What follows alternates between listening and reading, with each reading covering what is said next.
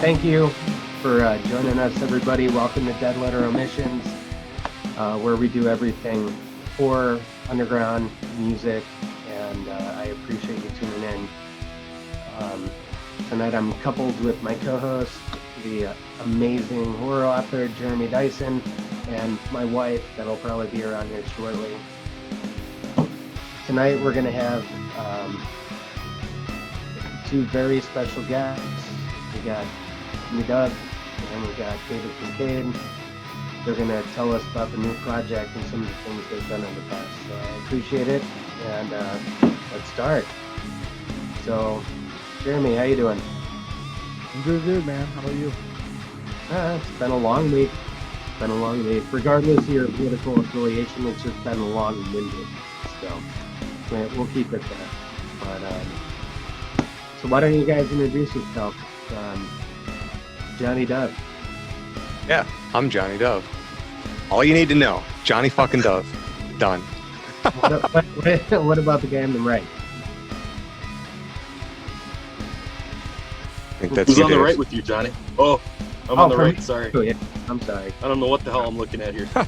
Yeah, I'm Dave. I'm Johnny's friend Dave, and I play drums. And that's all you need to know. Oh, that's awesome. Actually, right before we started this, one of my good friends, I've known him for, 20-some years, reached out to me to make sure that he said hello, Rick Hernandez. Oh, yeah. Rick's awesome. How's it going, Yeah. Rick? Yeah, Rick and his girl are going to be on next week. So Oh, cool. I've been in at least 2 bands with Rick now. yeah, he's an amazing dude.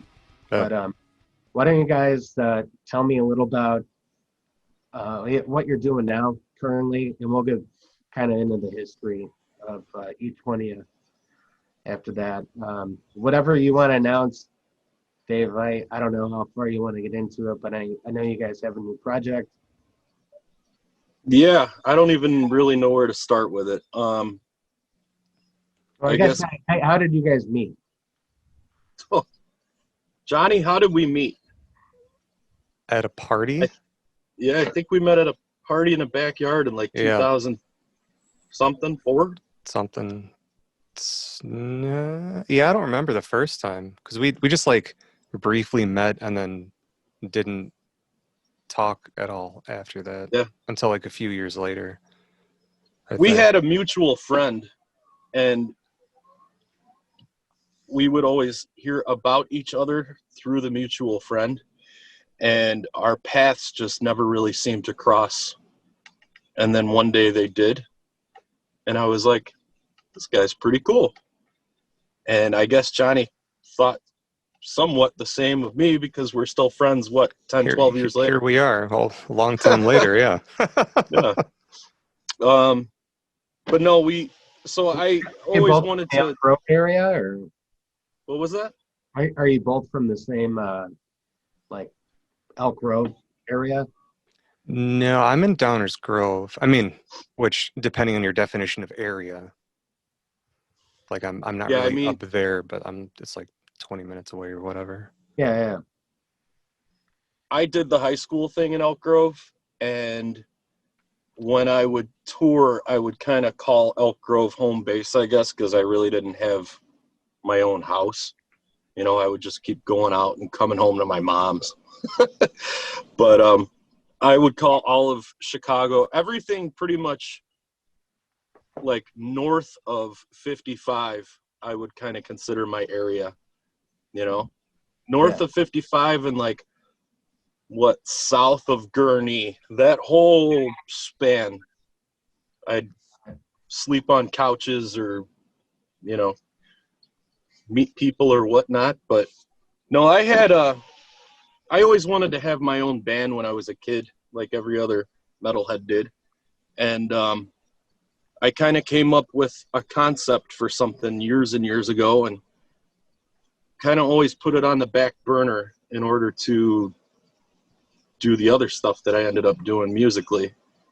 And when I met Johnny, it was kind of interesting because we had so many similar influences, but then we had so many different influences too, which I think really helped the chemistry.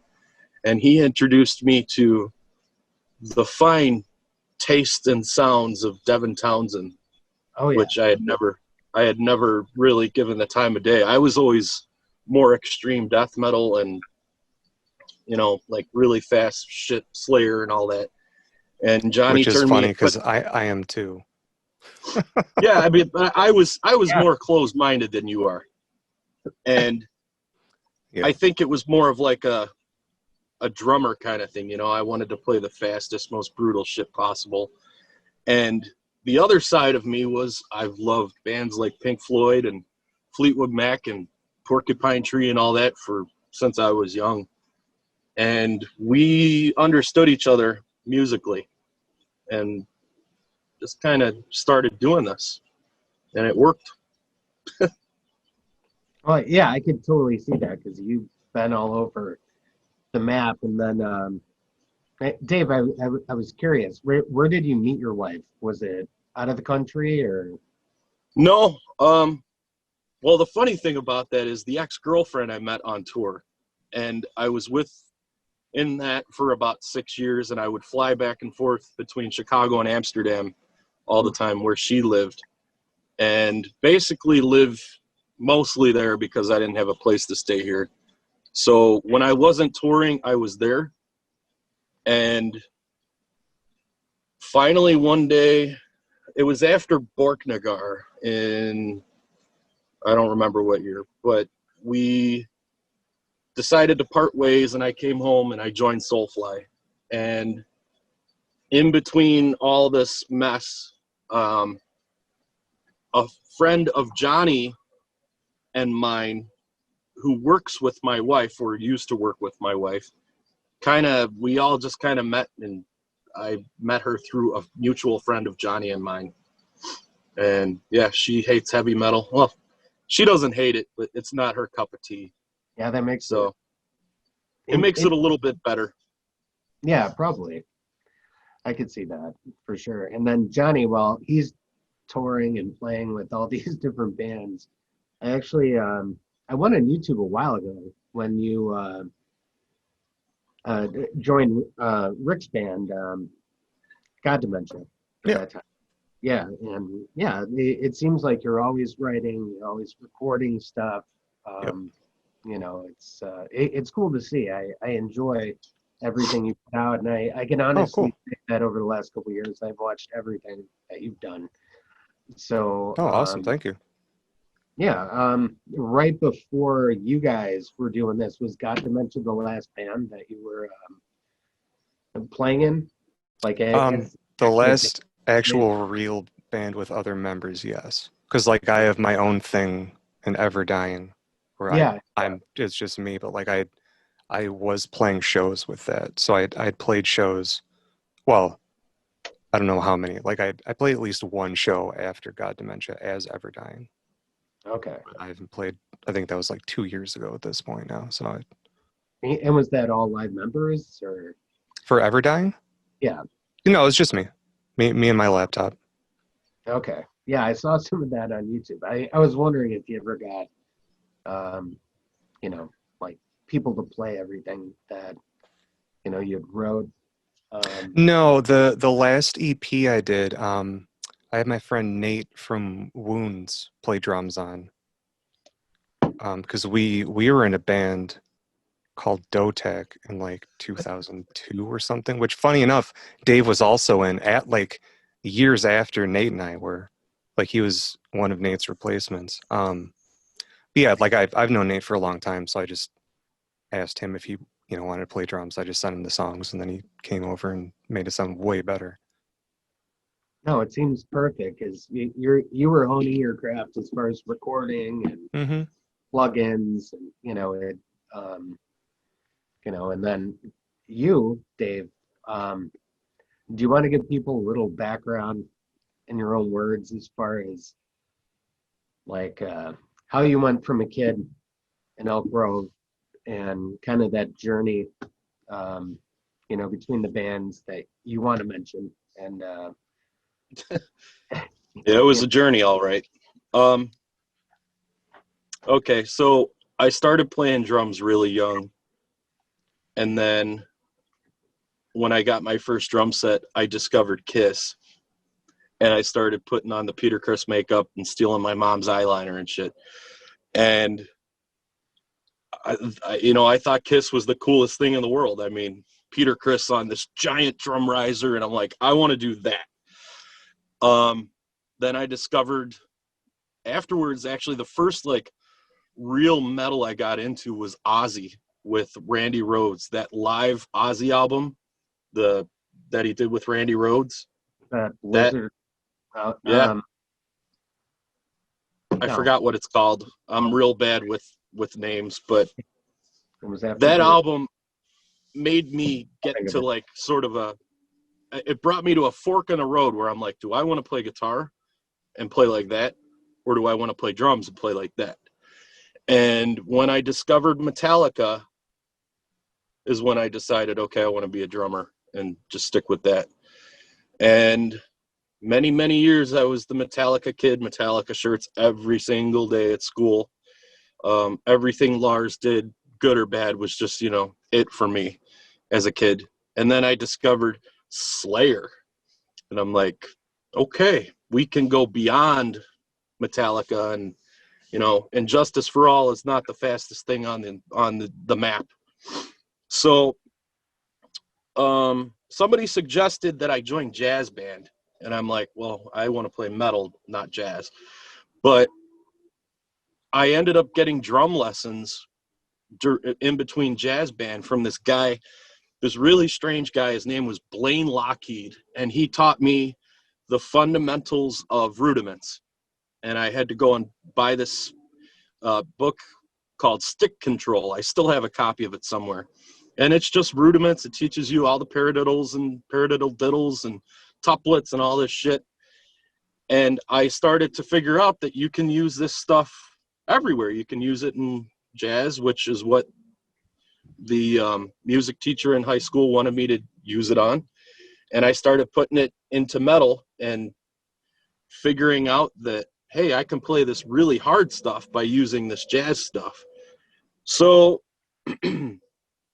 as the years went on, I'm graduating high school. I'm discovering heavier music, Morbid Angel and death metal and blast beats and all the crazy shit that comes with that. Was there like a Rush phase? A Rush phase? That my whole life's a Rush phase. Okay. Yeah. There's always going to be a Rush phase, but I'm kind of just giving you the quick rundown. Yeah.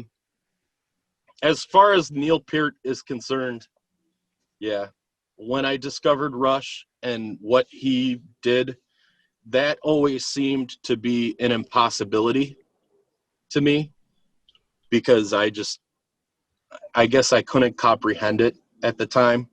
Then I discovered the other like Yes, King Crimson, Bill Bruford, Bill Bruford, Billy Cobham, like that kind of. Yep. Did it ever go that direction? I guess. Yeah, it went in the 70s prog direction big time for a while. That's especially right. King Crimson. And like I would listen to people, like it wasn't always drummers either. It was like you look at Robert Fripp and these signature people that create these sounds, that create signature sounding bands, and that was always kind of a turn on for me. Like the counter, kind of like John McLaughlin, like Mahavishnu. It was all like counterpoint, Yeah, exactly. and phrasing. When I discovered people like Terry Bozzio, it was just, I knew that there were endless possibilities as far as becoming a drummer. Hey, you believe that guy was Missing Persons, and then he did what was it? Jeff Beck's Guitar Shop was I think the first album I bought with Terry Bozzio. Mm-hmm. Right? But they said he was like quadridextrous. Yeah. It's just unreal. I've seen him in clinic a few times, and it's just, I mean, he is probably the only guy that deserves a ridiculous 19,000 piece drum kit, because he can utilize it all very, like, really tastefully too. You know, I mean, the guy's just there are subhuman players out there, Mike Mangini and Mike Portnoy, you know, and that's just drummers, but there's Yeah, you guys brought up Porcupine Tree. Like, Gavin Harrison. yeah, oh my God. Talk about when anybody mentions taste and pocket, he's like the guy who comes to mind. It's just every little thing he does and every little fill, it's tasty, you know? And not to like, I don't want to veer off too far from where I was going before I forget what the hell I'm trying to say, but Yeah, and I'd like to include Johnny on some of the, you know, like up to, you know, and then we'll kind of go up, you know, beyond that. But, you know, I don't want to leave Johnny dormant either, you know, on that. Whatever. I'm just trying to get good volume out of my truck so it doesn't bleed through. But yeah, eventually I started finding out that heavy metal is like a very good business when it comes to revolving doors for drummers.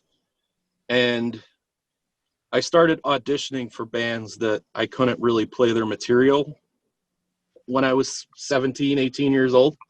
Yeah, But I got, what was that? Or wait, what was one of those bands that felt like a wall that you had to? The first one was Vital Remains. Vital Remains.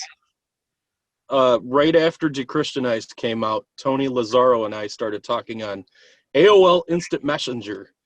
Okay. And yeah, we got to be pretty good buddies over the years. But I went and learned that album inside and out, flew out there, and the funny thing was they had this shitty little rehearsal space in wherever, Pawtucket, Rhode Island. And this drum set's broken, half the heads are like shredded, and all the cymbals are busted, and I'm coming out there with this really nice shit.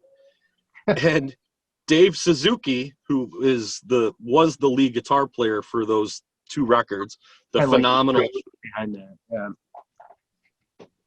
Yeah, the phenomenal shredding guitar player, also recorded drums on Dechristianized. I remember. So he would sit down and he'd be like, okay, this is how it's played. And I'm like, Jesus Christ. You know, it was just subhuman. And we're talking no technique whatsoever, all 110% muscle and sweat. And he played it. So that album's amazing. I can't listen to it anymore. It's just too much.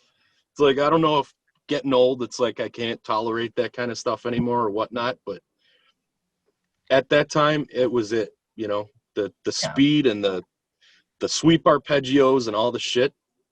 Well, Andy has mind-boggling. You know. Yeah. Yeah, I actually odd side point, but you remember I was in that band Inflict. We actually that Milwaukee Metal Fest. We did that main stage with Body Count and Glenn Benton with that album with Vital. Yeah, the Dechristianized tour, and actually Strapping Young Lad too. That was nice.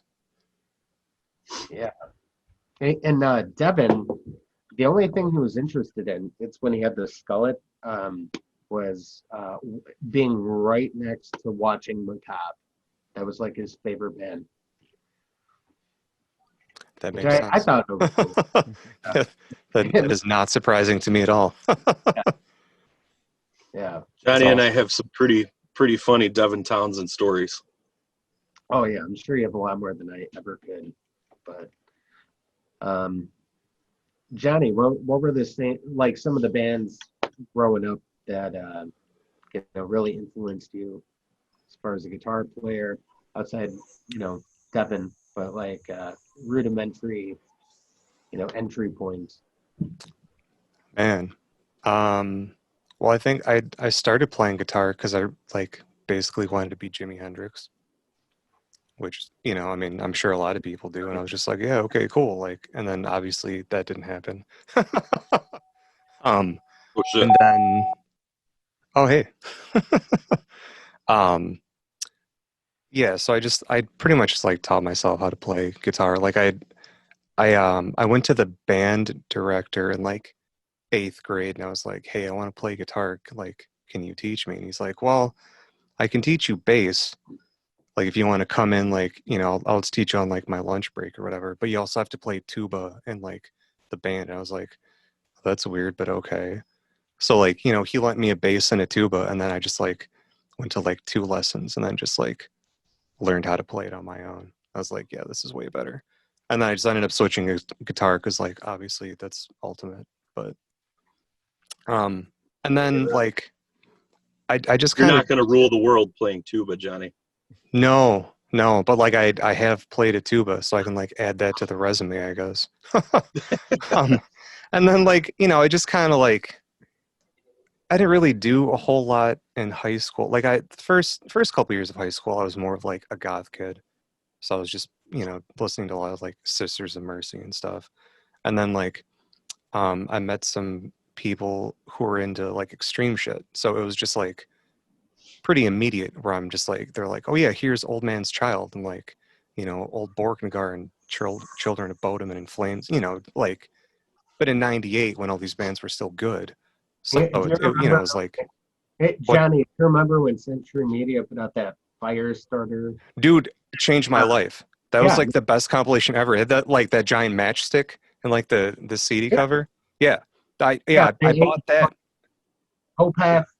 Yeah, Yep. like it was confusing because it made black metal like so expansive. You have light Yep. Ophthalmia and Yep, Sacramentum. That's where I first heard Sacramentum. That was still one of my favorite bands. Like Emperor was on there, Borknagar, Ulver, Opeth, I think like Mayhem. Like, yeah, it was just like 15 tracks. Like, hey, you've never heard this before. Here's what you should listen to. And that was just like, holy shit, this is like the best thing ever.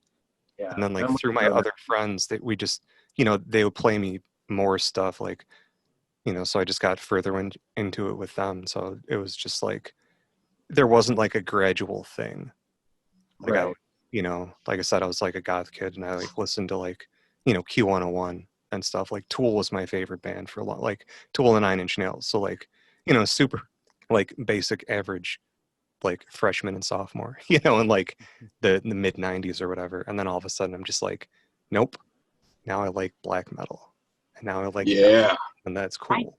I totally get that Oh, because hey, anyway, sorry, I'm late. it's my wife Maggie. Hi. Sorry. That's Johnny. That's David. And that's How's it going? Hey guys. That's Jeremy. I'm sorry about your guinea pig. Yeah, me too. Yeah, I'm Well, sorry he about might that. not That be sucks. dying. He's real sick and it's been breaking me down all day, but I don't want to go there. But I totally understand what you're talking about with, exposure. I kind of grew up kind of all over the place. But like until I met my husband, I really didn't know all this stuff. Like Pantera, who I still love. But like that was like the heaviest for me. You know what I mean? And Hmm. doing that. And then once I got like exposed to other stuff that I had never heard, I was like, holy shit, what is this? And it opened me up in that way. So I get what you're saying with that. Yeah, and it's funny because like, when we were kids, like my dad always listened to like classic rock, like he'd listen to like Sabbath Same, and Zeppelin and stuff. So like, same. that was always there, but so there wasn't like I didn't have that life-changing moment when I first discovered Black Sabbath because like, he would put that on Halloween when we were like 2. Like that was Right. just always there. It Same. wasn't like, oh, Yeah. what is this? Just like, oh yeah, it's Black Sabbath. Cool. Like let's listen Right. to Paranoid more. Okay, sweet. Okay. Yeah, so it wasn't like, it was just like a weird thing. Like I was really into like B96 for a couple years in grade school. Like I've kind of been all Same. over the place, and then it's just like, and then, Z95 and B96.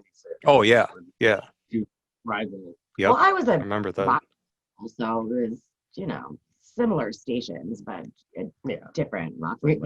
Every radio and all of America has a 2 for Tuesday. Exactly. And Yep. Get the let out. Got the let out. Was that Yep. on like Thursdays or I can't Yeah, remember. that was Mandatory Metallica. a loop. Yeah. They all had that. They did all. Or it was Sunday Beatles, I think. Right? Or Breakfast with the Beatles. It was Sunday, called. Sunday. Yeah. Yeah. All right, so we got to that point, And I appreciate that. Thanks, Johnny. Oh And yeah, it's yeah, no cool. problem.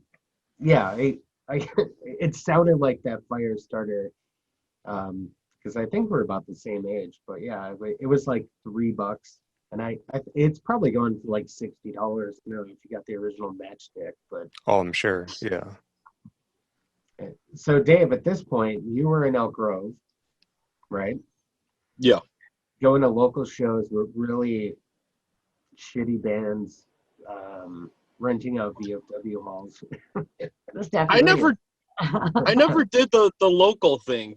That might have been a Yeah, downfall, or it I might was have been a good thing. one of my own band at the time. Yeah. Think that that's it. But I how did you never like. go from My mother was really, I guess, controlling to an extent.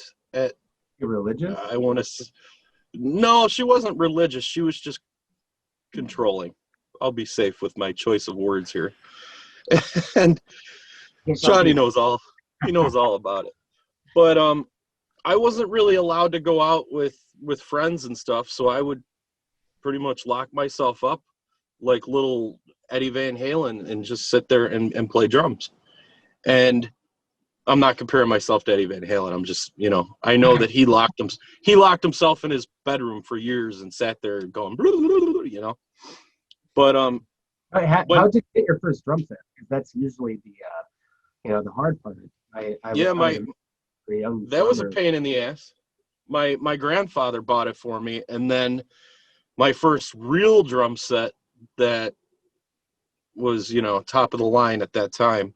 My dad bought on like New Year's Eve, I think, at Sam Ash in Mount Holly, New Jersey, or no, Cherry Hill, New Jersey, in like 1994 or 5.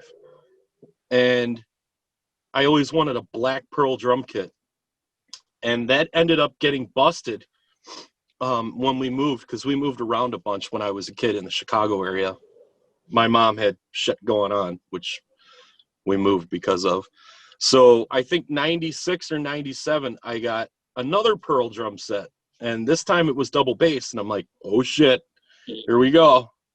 2 bass So, drums or 1 bass pedal? oh, dude, 2 bass drums from, pretty much from minute one with that one.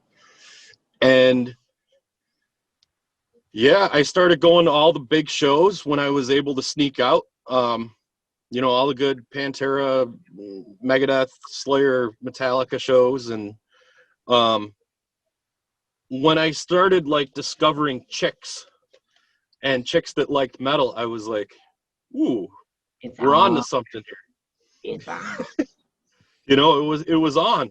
And still, the whole practice makes perfect kind of thing was always in the back of my head. So instead of going and getting high with all my other friends, I would go home after school and not do homework, sit there and play drums.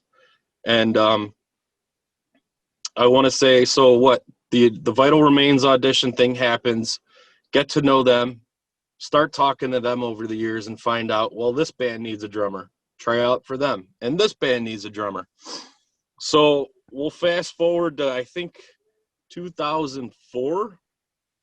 I want to say 2004, I met Jason Blackowitz, who was at the time, he was in this band called Divine Empire from South Florida.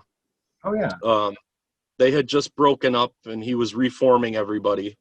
And he was also the bass player in Malevolent Creation for like the first 4 or 5 records. So being into death metal, and specifically, Florida death metal at that time, I kind of jumped at the chance, and I flew down there and jammed with him, and we got along really well. And a friend of mine who Johnny also knows, and we knew through mutual people, Marco Martel, ended up being a really great guitar player who I would sit in the basement and play Immortal tunes with in this house that I was living at in 2004. And I asked him, do you want to come to Florida with me and join Divine Empire? He's like, fuck yeah, I do. So we just packed up and we moved to Florida, and we both ended up joining Divine Empire and Malevolent Creation. And just so like everybody else knows, who was in Divine Empire? at that time. Well, yeah, or who's been in and out of that band that Oh maybe God, people would know. Divine Empire has had like a friggin' football roster of members, but I guess the most notable was Derek Roddy, was the original drummer. JP Soares was the original guitar player and like extra vocalist, and then Jason Blackowitz was the bass player singer. He had a bunch of people who were in Malevolent Creation over the years come and step in and do Divine stuff. Alex Marquez was one of the drummers on I think one or two of the records actually.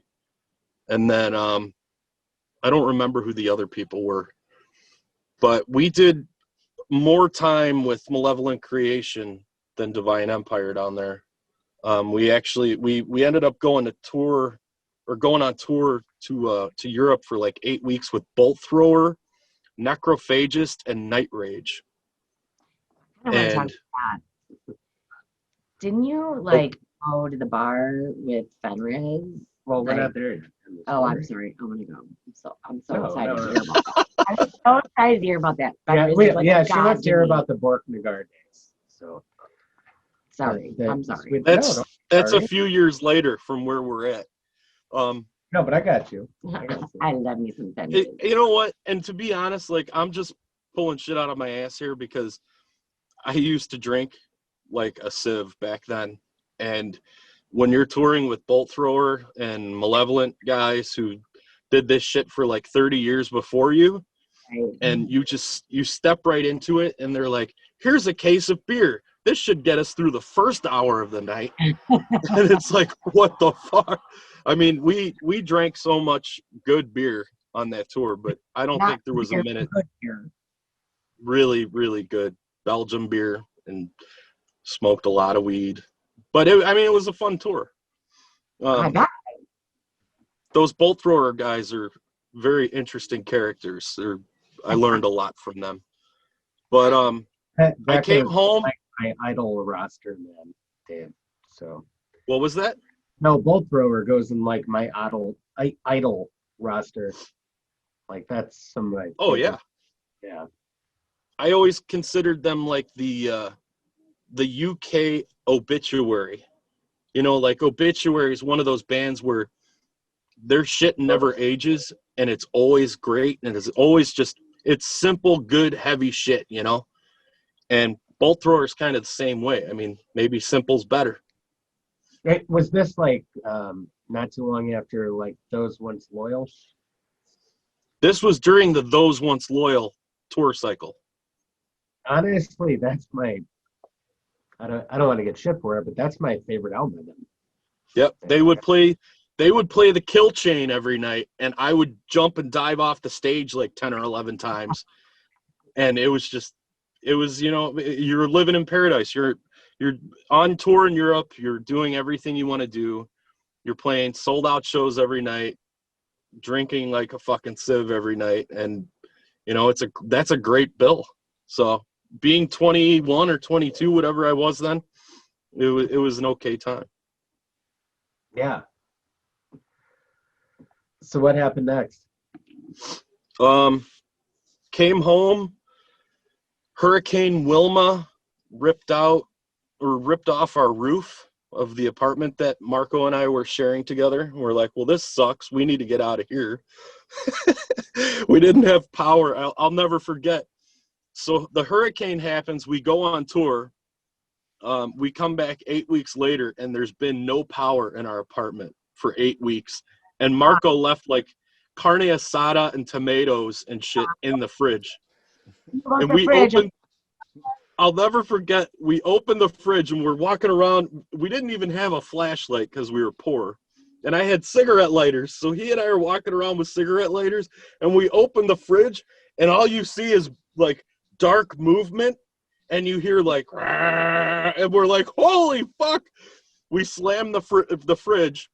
Finally, daytime rolls around. There were like 50,000 cockroaches and maggots and all kinds of shit. So we had to figure out how to move out of this apartment and clean it up, which meant cleaning the fridge up. So we stuck bug foggers in the fucking fridge and left the house we stuck like 4 or 5 of them in the fridge, left the house, came back, and whoever ended up renting the apartment afterwards probably had ice that tastes like bug fog shit for the next 3 or 4 years. What was that? Nobody ever opened the fridge. Well, you're saying that the fogger and ice probably, that's gonna get rid of. Oh my god. Yeah, we were real assholes, but had to do, we're not going to go and buy a fridge with the $300 we made over 8 weeks. So, yeah, I came home. I moved to Wisconsin to be with the guy who Johnny mentioned earlier, that band Dotak. The leader of that band lived in Wisconsin, and he's like, I have a room for you. You can come up here. So I'm like, okay. So I went and stayed with him for a bit, and I went out on a tour with the Black Dahlia Murder, and that kind of ended poorly. Sorry? Oh, so not nice. No, it was interesting. They needed a drummer like really, really fast, and it was a headlining tour. I think it was them, the Red Chord, and that Throwdown band. That, remember those guys? I don't remember them, but they were real like. I don't. It's kind of like post-Picture Records hardcore kind of. Yeah. Hardcore shit. And they needed a drummer stat, and they're like, here, learn 17 songs in 2 days. So I learned like 4 songs in 2 days and flew out there. And needless to say, Kevin Talley had learned the rest of the songs before me. So I'm like, forget this. Kevin can have that gig. And I came back and I did some more death metal for a while. And that's kind of when things started to calm down for a little bit before joining Borknagar. Yeah. Well, Mike Carroll, right? Yes. Yeah, he always framed it, and he's my best friend in the world, and we missed all these pieces of this story, but he always framed it that you went from like this kid in Elk Grove that heard that Borknagar needed a drummer, and you took whatever was on your back and flew to Sweden, and that was your first band. So that's a complete myth. Well, but there is. I mean, we could perpetuate that if you want. Kind of, sort of.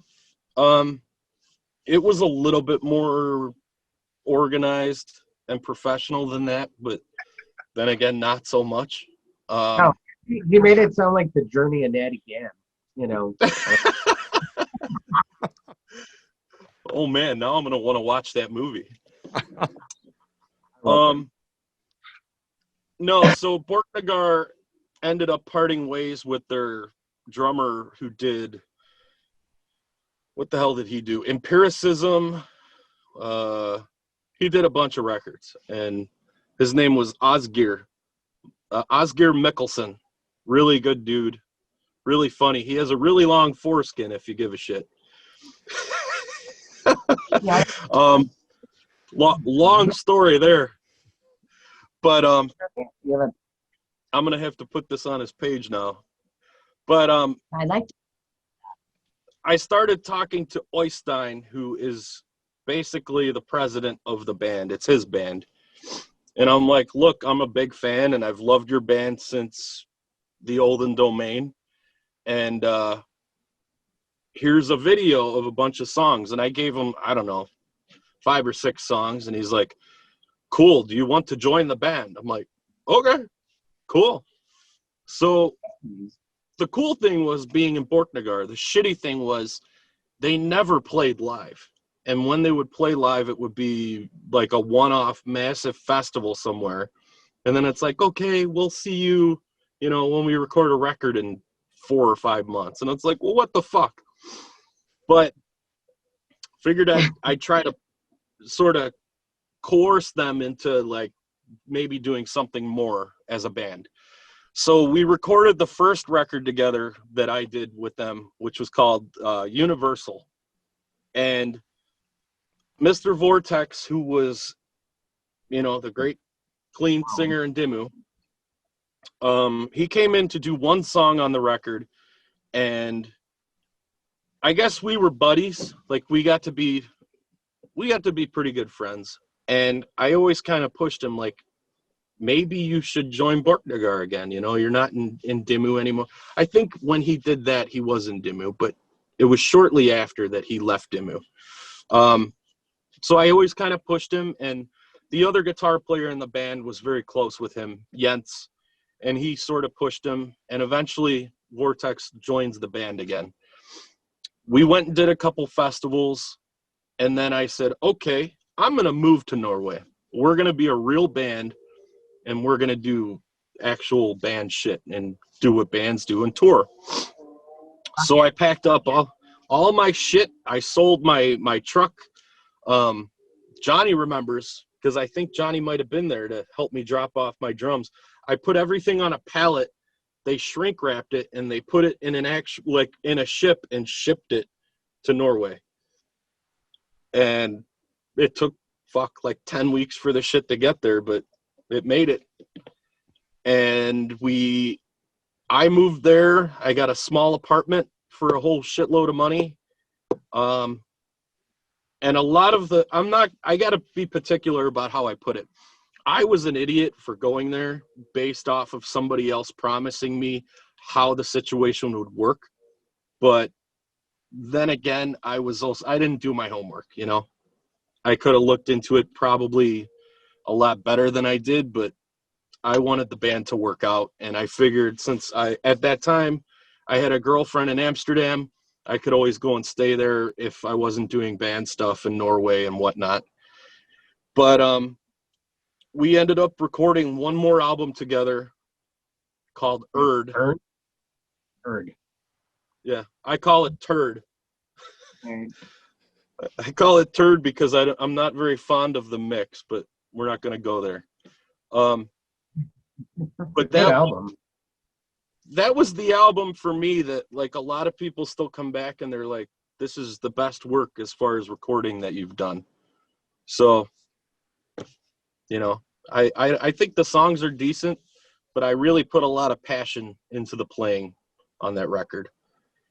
And eventually we recorded that record, and then I decided that Norway wasn't going to work because being American, unless you have some sort of ridiculously rich sponsor to get you into the country, or you marry like a Norwegian girl who's super rich, it's pretty much pointless to try to go and move there, as a heavy metal drummer. And Would that be kind of the dream, though? Like, to be metal in Norway? Like, that lasted about 25 minutes. I mean, the first album that we did, Universal, was recorded during like the actual winter in Norway, where it's dark 23 hours of the day, and they would get 3-4 feet of snow every day, and they just plow right through it, and chains on the wheels and these huge trees, and I'm like, this is fucking metal. Yeah. And these Norwegian guys would look at me like, they're like, this American is fucking strange. We're not like this in Norway. Yeah, that makes sense. It was good times. Yeah, but that brought you other travels. And Johnny, if you have anything to say, man, I don't want this to be a please pipe in. Yeah, like a David Kinkade interview necessarily. I'm sure Johnny has some good stories about dragging our shit around. Please do. Oh, man. I just remember all your drums in my apartment. Right. Man. Going up and down those stairs. Yeah, that was not fun. Were you always kind of hoping that Dave would come back and you guys would start a band after, Well, like we did Monarch then. Like that's when it started. Like we recorded like 6 songs or something back then. Lord. And then we'd stopped when Dave joined Soulfly. So like that was like we were trying to get that going at that time, and then he got the Soulfly thing and then started doing that, and then we just, you know, it just Did stopped. Monarch ever see the light of day? As What's far that? as, like, can somebody get that if they want it? No. There was one copy, one physical copy that we made and sent to a label, and got a very honest email about why it wasn't going to happen. Okay. Yeah, like very, like, I mean, it was really good. It was very like helpful, and I appreciate that, you know, he went through that much trouble and, like, you know, in great detail explained how horrible everything was. Basically. But no, I mean, it had some good points, and like it sounded like shit. It just wasn't, you know. The beauty of it was that critique, that email that we got back was almost like a don't do this sort of menu for Oh, what absolutely. Yeah. we just did. Yeah, right. It was like, don't do this. You guys need to do this and this and that and whatever. You know, like it wasn't just like, hey, you guys are total dog shit. Go fuck yourself. Like, you know, you should go burn yourselves for sending me this awful like garbage. Like, why did you even be born? And it wasn't like that. It was just like, this isn't. It was basically like, this isn't as good as you said. Here are the things that weren't great about it. Here's what you need to do before you can like approach anyone ever again. Oh, What- Like yeah. actually, like the standout line, and I will never forget this because it's like the best thing ever. He said, unless you change, it was like something like, unless you change 100% of this, I can like honestly say I don't ever want to hear it ever again, and I guarantee no other A&R guy will either. Jesus, fuck that thing. Well, no, but the thing was, he was like, I Oh, shit. personally like it. It's just not what this label Sorry, wants. I'm being a dick. No, it's okay. I mean, no, he said, he's like, I personally like it, but I can't bring it to the label because it's not what they want. They're not going to be able to sell it. It's not what they're looking for. But also, like, you guys need to be a band and not just be like a studio project. You know, like, it was a whole bunch of stuff. Like, here's what you need to do moving forward if you actually want to like pursue this. So it wasn't just like I said, he wasn't a total dick. He wasn't like, fuck you and fuck your family for making you or anything. You know, it was just like, what's up? What did you get out of that? I mean, what was the number one? Like, you came out of that. And, I so mean, a better understanding of like what a major label is looking for in a band, you know, because basically just, you know, spend more time working on stuff instead of just like, you know, having a studio project and then like trying to shop it to the top immediately. And I'd like to point out real quick that I'm not going to be able to leave my truck because I can't hear shit without being in my truck. Nice. You're in your car. What Johnny was saying too, I wanted to put in this A&R guy that we sent it to. I'm not going to name him, but he's a big shit A&R guy. Like, a lot of the heavy metal that the world loves is because of him. Yeah, I mean, So- this was like a top guy. It wasn't just like, you know, some smaller, like some bigger, smaller label or something. It was like, this is the one that you shoot for, Yeah. you know, to be up there with all the bands that you grew up listening to and idolizing, basically. And he's Okay, still a friend. Yeah, no, that's he's- awesome. So that advice that you got, I mean, how does that relate to what you guys are doing now? And I'd like to talk a little bit about, you know, this band and, you know, the other members, where you got them, and, you know, what you're trying to do, I guess, with this, because this is kind of a big announcement. I mean, like, Well, let me bring it like to a head real quick, so I'm not losing where the hell I was. After Borknagar, I joined Soulfly.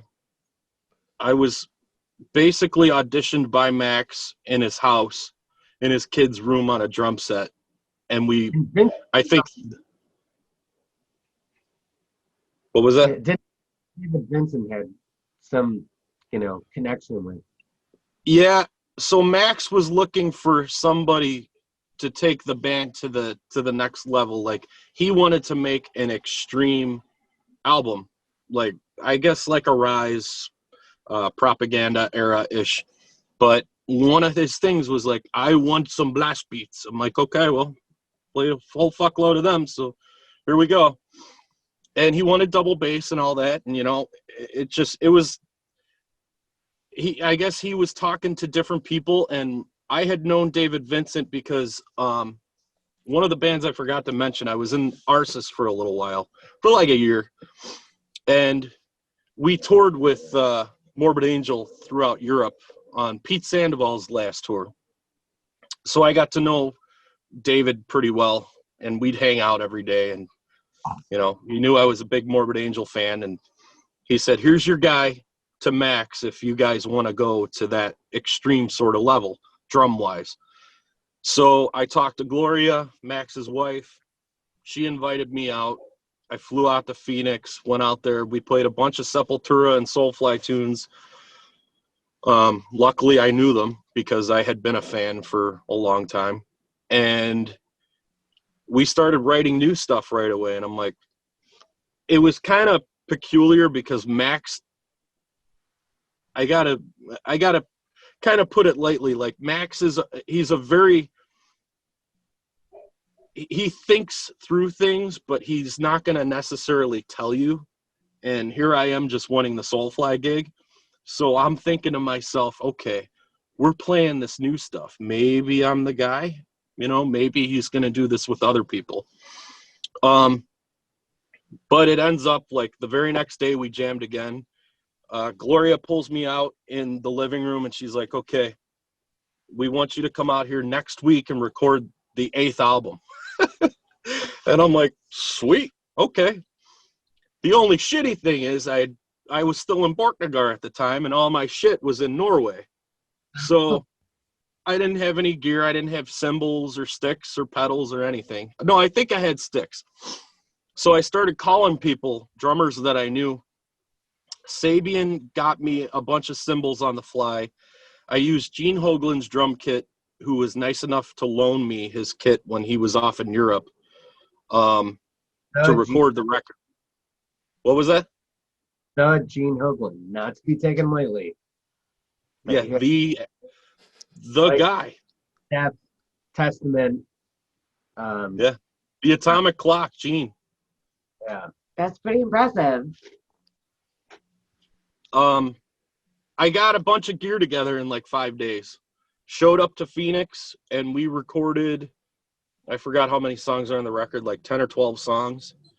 And it turned out beautiful. We did it with this guy, Zeus, who is he's done an incredible job with everything. So I was like, when I saw that he was doing it, it was like, this is it. I wanted to work with him.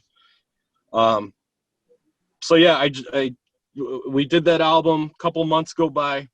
I'm wondering, well, fuck, am I in the band or was I just, on the record? And they called me and they're like, okay, we're going out on tour. So ended up doing a year of that and I had a bunch of little medical issues pop up to where I get these fucked up headaches. Luckily, I haven't had them in a while, but they put me on steroids for them, and I started kind of being away from home. I started getting kind of homesick because of the steroids. It was like fucking with the way I would think. When in reality, I love being on tour and waking up in a different city every night and getting off the tour bus and going, holy fuck, I thought it was like 6 a.m. and it's 4 p.m. But then I destroyed my lower back. And when you're a heavy metal drummer and you fuck up your back, it's no good. So shit started kind of rolling downhill for me pretty quick, and I had to make decisions. And once I found out that I had a little girl coming, I was like, okay, this is going to be it for a while. So I kind of look at it as quitting Soulfly where I did and when I did. I kind of went out on my own personal like top because I was playing really well then. But coming home and getting a normal job after you were just playing for 80,000 people in friggin' Indonesia and Kuala Lumpur, it's like a reality check. It's But yeah.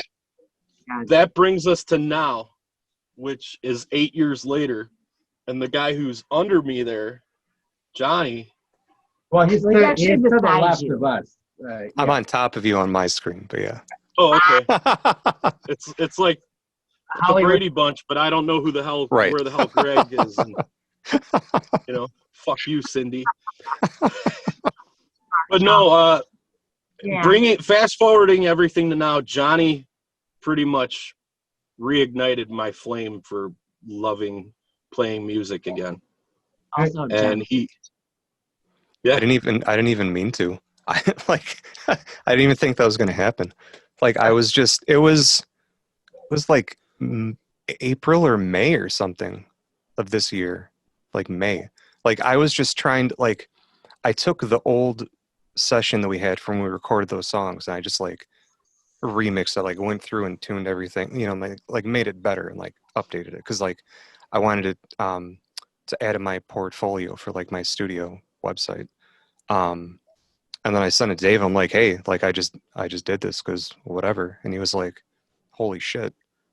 And then now we're here and we just recorded an album. So like I didn't even mean to. Like it was completely on accident. I was just like, man, we're in lockdown. I'm gonna try and mix some songs and like, you know, try to get better and just to see if I can make what we took back then and make it sound better. Just to, you know, and then I guess he liked it because, you know, here we are now. So that's cool. Yeah, totally random. Hey, was there any like therapy or healing process, Dave, that you had to go through to get your back in a position where you'd want to do that again? Or? so around the last 3-4 months of Soulfly, it was bad. I mean, it was like, imagine taking, I always picture one of those forks, like a barbecue fork, you know, the big fucking 2 prongs, taking that and sticking it like in my discs. And I couldn't get my socks on. I couldn't get my shoes on. I was walking with a cane up. I have pictures of me with Soulfly fans, and I'm standing there with a fucking cane and a cigarette in the other hand. And I'm like, come on. Life is like, I'm 20-something years old, and I have the back of a 70-year-old man. But I could somehow...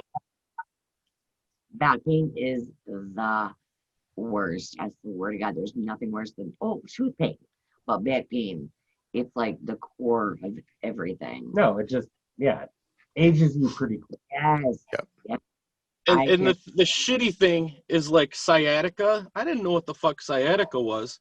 So I'm going and playing drums every night still. And somehow, like, I was noticing an issue with my feet. And it wasn't like a speed. It wasn't a speed or like a coordination kind of thing. It was almost like my right foot didn't want to work. Like my brain was saying, hey, do this, da, da, da. But my foot's only going, da, da. So I had to start training my left foot to be my dominant foot. And the double bass and stuff came out fine, but playing like patterns and shit, I'm like, oh, fuck, this is not good. And I was getting numbness in my legs, numbness in my feet. So like a dumbass, I didn't do anything about it. And then I got a job on the railroad. And once I got really good insurance and started going to a pain management doctor, he's like, okay, you need to see a surgeon. So I went and I did the MRIs and the CT scans and all this shit with contrast and fucking putting me in the tubes and stuff. And I'm getting all claustrophobic. And finally I had a laminectomy and discectomy of my L2 to 3, 3 to 4, 4 to 5, and 5 to 6. So 4 levels. And do you know what now?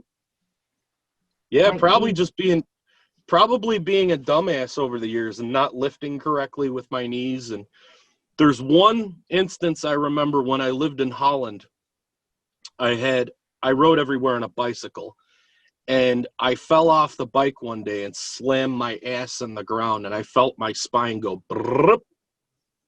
And Like I'm convinced, your tailbone, yes. yeah, right on my tailbone. And I'm convinced that sort of pulled the trigger on the back problems, because afterwards my back would just start going out whenever it felt like it. And it wasn't like a go out. Sorry? No, yeah, do you feel like having insurance, which is a huge issue for a lot of people, but having good insurance and getting what you needed to have happen, surgery wise, do you feel like you've been able to rebuild the strength in your back to do maybe not what you were doing, but Do you at have least do you have the ability to have that therapy to kind of get you back on this track? Well, that's the thing. After surgery, they didn't really offer me any kind of physical therapy. They gave me a do and don't list. And I don't know, maybe I was supposed to do physical therapy. I assume I was probably supposed to, but being a fucking a butthead half the time, I never did it. So I just kind of went with my gut reaction, and I'm like, well, I'm not going to lift heavy shit anymore. I'm not going to like jump off of stages or anything anymore. I'm just going to act like an old man would. And surprisingly now, we're 4 years, it's been 4 years since I had surgery, and I'm about 75% better, 80%. I would totally go back to touring again and plan on doing it now with Monarch. that's awesome. I hope you do. I really do hope you do. So musically, what are you guys trying to project with this this project? I know that Johnny and you have had some time apart. You've done a million things. You're 75%, close to 100% of recovery. I'm guessing, Johnny, you wrote, just based on your YouTube videos, a lot or most of the music. I mean, what were you trying to? It's all Dave. It's all Dave. Yep. 100% blast beats. No, I'm just kidding. There's actually no blast beats, and Dave's laughing right now because he's never going to play a blast beat ever again in his whole life. It's 140 minutes of just blast beats. Yeah, right. What I heard was a lot of melody, a lot of harmonies from you, Johnny. Oh yeah, I mean, I added like Dave would basically come over and like hum riffs out, or he'd play me like he recorded him humming stuff on his voice memos, and then I would just Black Araya album. Yeah. Yeah. But like, so we just sit here and then he'd hum the stuff out and then like I'd play it and then expand on it from there.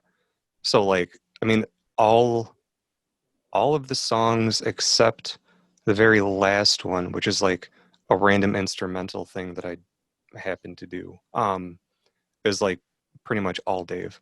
Like he wrote everything, like all the lyrics, all the music. Like I just added stuff where I could just to try to make it better. I mean, and it was funny because a lot of the times like I would be like, oh yeah, like I'm gonna maybe we should do that, and he was like, oh yeah, that's what I was thinking of. Or he'd be like, oh you should do like one of these harmonies. I'm like, oh, like this one. And he's like, yeah. I'm like, well yeah, I was already gonna do that. It worked out that like we were on the same page, and like, which is funny because like this band, I mean, at least for me, and I know our friend Tony, who played bass on the album, but is also one of the other rhythm guitarists now. This is not at all what we like naturally gravitate towards, like musically. Like I wouldn't ever like. I've never written anything like this for. You know what I mean? Like it's just not. Like I am way too into like extreme metal for way too long. Like I'm completely like stuck in that, because like ever since I was, like in high school, like 17 or 18, like that's just what I do. And like that's just what I've been doing, and So yeah, I mean, it was all Dave. I just tried to make it better, pretty much. So, what are some of the bands that have been you've been evoking, maybe not consciously, but then you go back and you listen to it and you're like, oh, okay, that's where that came from.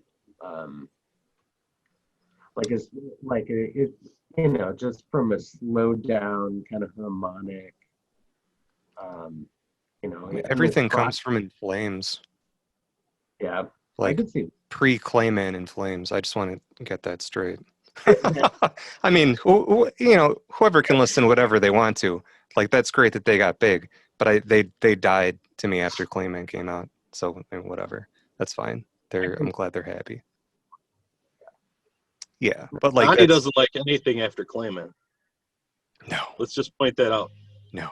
I mean, and even Clayman was iffy, and Colony was still kind of iffy. If you want to get down to it, they should have quit after Horacle and left a legacy like at the Gates did. But I mean, that's fine.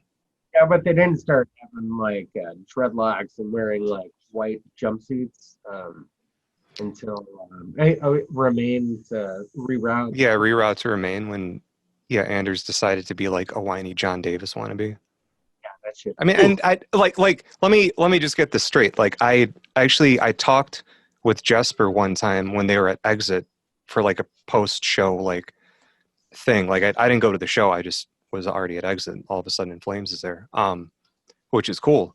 But like I was talking to Jesper and I was like, dude, I want to shake your hand. Like, thank you, for like Lunar Strain and Subterranean and like, Jester Race and Horacle. I'm like, thank you. Like that is the What? reason like I play what I play now. And he's like, oh, cool, thank you. Like, he's like, oh, like what do you think of our newer stuff? I'm like, dude, it's not for me. Like, that's cool. Like I just don't like it. And he's like, cool. He's like, that's cool, man. He's like, people are always giving us shit saying like we sold out and like this and that and whatever. And he's like, we wrote those albums when I was like 16 or 17. I'm like, 30 now. He was just basically saying like, we're not the same people. We don't write the same music. And I was like, dude, I will defend that till the day I die. Like, feel free to write whatever you want to. It's just not for me. But like, luckily, like music doesn't have an expiration date. So like, I'll just go listen to Horacle or something. You know what I mean? Like, that's fine. Like the new In Flames can come out. They can re-record Clayman all they want to, but I'll still listen to the original. You know what I mean? It's like, it doesn't mean that I can't still listen to that. But yeah, like It's everything. like the Van Halen album, and Right. that, Right. I prefer that Right. to ever did. I still acknowledge it, and I actually am kind of a Van Hagar fan in certain situations, but Right. I mean, right. But it's like, just because a band does something that you hate, which is like most bands, because like that's the funny thing about being in bands. It's like you're damned if you do and you're damned if you don't, because every band wants you to write the same album, but then when you do, they complain that you didn't do anything different, unless you're like Amon Amarth, who is the extreme outlier of being able to write the same album for 25 years, which is cool. I'm glad they're popular now. That's great for them. But like, they're the only band that's ever been able to do it. But it's like, someone's gonna like it, someone's gonna hate it. Which, like, at least for me, like with Everdying, I've just been like, you know what, fuck it. I'm gonna write this. This is what the album sounds like. It's gonna be under like, like melodic blackened death metal, a vague umbrella, but like whatever's in there is going to happen, and that's what you get, because that's what I feel like doing, and I don't care, because someone's going to like it, someone's going to hate it, like no matter what. Like, play what you want and make yourself happy, which is kind of like, what Jesper and I were talking about. He's like, this is where we're at, this is what we're writing, this is what we want to do. And I'm like, yeah, that's cool. I can't like fault you for that. Like, I just won't listen to it, like that's just my opinion. So like, but yeah, like everything comes from In Flames, because I listened to In Flames way too much in high school. Like In Flames and Death and God Dethroned. Like, I played those albums like so many times. What's up? yeah, even Dark when Oh yeah, absolutely. the first, that shit was Yep. amazing. From an art perspective, when you guys put the cover out and you're just producing, your the aesthetic, like are there certain things that you want, like people that listen to this new project to resonate with? The most important thing about this project for me is the feeling of satisfaction, because I've never been fortunate enough, I guess, to have my own band. Up until this, I was always the hired gun, you know, so I had to play what Right. everybody else, you know, did years prior to that, and pretty much just fill the part. With this, and what I've learned about creativity is that you can do whatever you want, and you can make, basically you could record yourself taking a dump in a friggin' bucket if you wanted to, and make art out of that. What we've chosen to do is, you know, I mean, it's kind of a strange approach where the drummer comes to the guitar player and says, okay, play this, da da dun da da dun da da dun da da da da da da. But somehow with Johnny, he's just like, oh, okay, no problem, I'll play that, and I'll put this awesome harmony on it, and, you know, do all this cool little shit. Somehow I'm just like, I think because of the overdose of so much different music over the years, I've tried to pick bits and pieces of everything that works that I like and incorporate it into creating the sound of this. So the rhythms are there.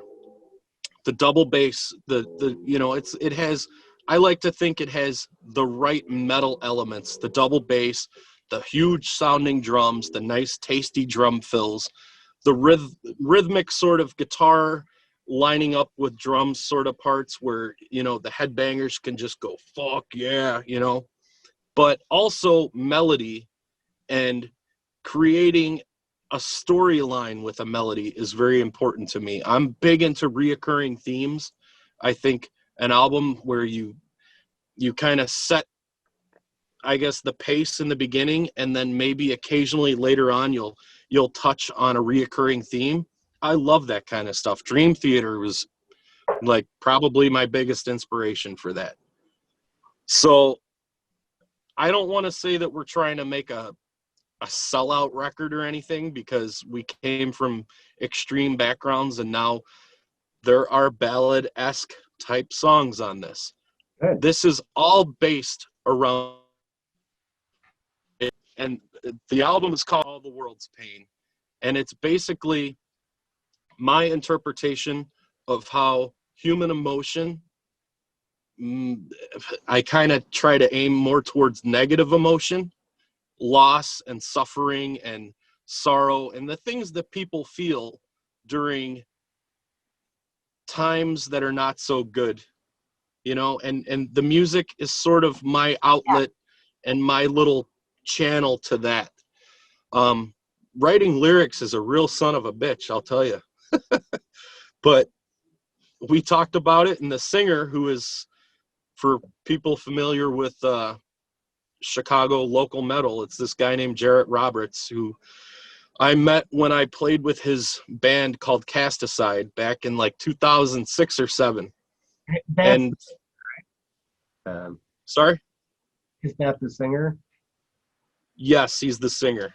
Yeah, you told me that. I wrote it down, so I listened to everything Cast Aside had available, just to kind of get an idea. So you're familiar with his Yeah. lows and his tones.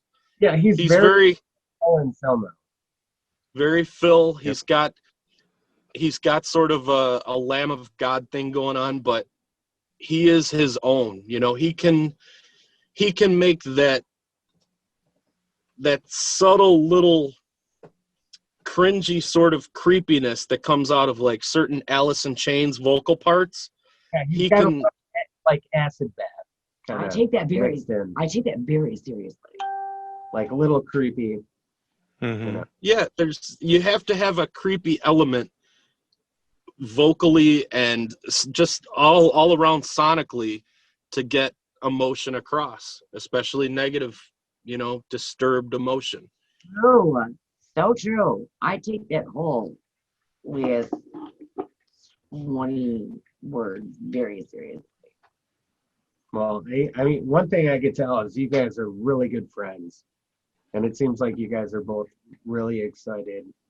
I would hope that once this comes out and you guys get as big as you're going to be, remember us and maybe have the whole band on next time. We'll be right there. Until then, it's warm outside and I have to pee. I'll be right back. Yeah, this is part of every show. Yeah, and hope that the neighbors don't see her. And there's never a masturbatory weird old guy in a wheelchair with a curtain. I mean, there might be. I don't know.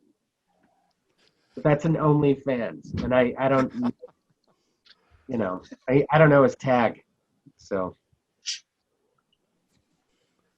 Man, I was at a truck stop one time. I used to drive a semi over the road, like very briefly, and like so one morning. You and Zach have that in common when you were in. Yeah. I was like, oh hey, we both have commercial licenses. How about that? Yeah, I was at this truck stop.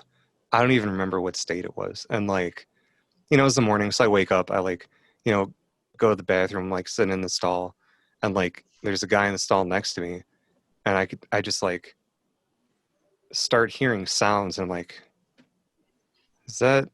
no, that's not what's happening. And then I'm just like, wait, oh shit, no. And then I hear him like whispering to himself. He's like, oh, come on, yeah, come on, here we go, come on. And I'm just like, the fuck? So I'm just like,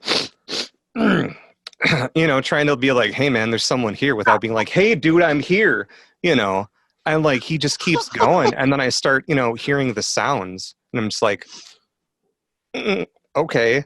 And then I'm just like, man, I got to get this over with and get out of here. And then I'm like, man, he just doesn't care that I'm here. And then I was like, man, maybe he likes that I'm here. I'm like, oh, fuck that. Like, man, this is weird as fuck. It's like 7:30 in the morning. I'm like trying to get to wherever I'm dropping my stuff off at. I'm just like, this is not what I want to deal with at all. I don't want to hear some guy jerking off next to me. It's horrible. So I just like, I got out of there real quick and I just went straight to my, like, beeline straight back to my truck. I'm like, never again. He delivered the load before you did, Johnny. He certainly did. I would assume so. The way he was talking to himself, he was certainly trying to encourage it. Yeah. Filthy. So, yeah. Was it an actual glory hole or was it like? No. It was like a, like a pilot or something, like a regular, like. Oh, okay. Like major chain, like truck stop. It wasn't some weird, like, there's 2 toilets and no doors or something,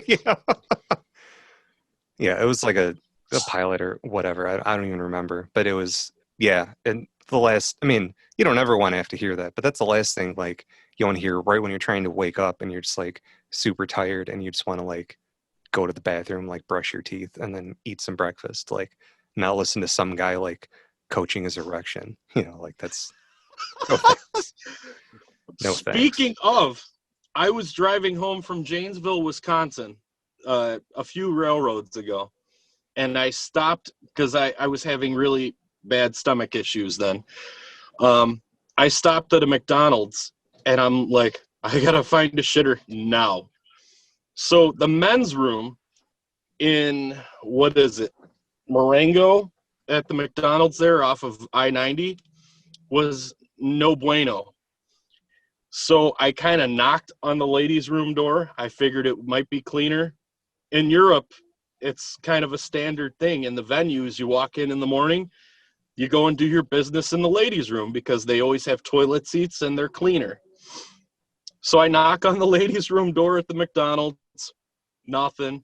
I creep in there real quick. I sit down. I'm like, okay, we're going to make this a squat and go.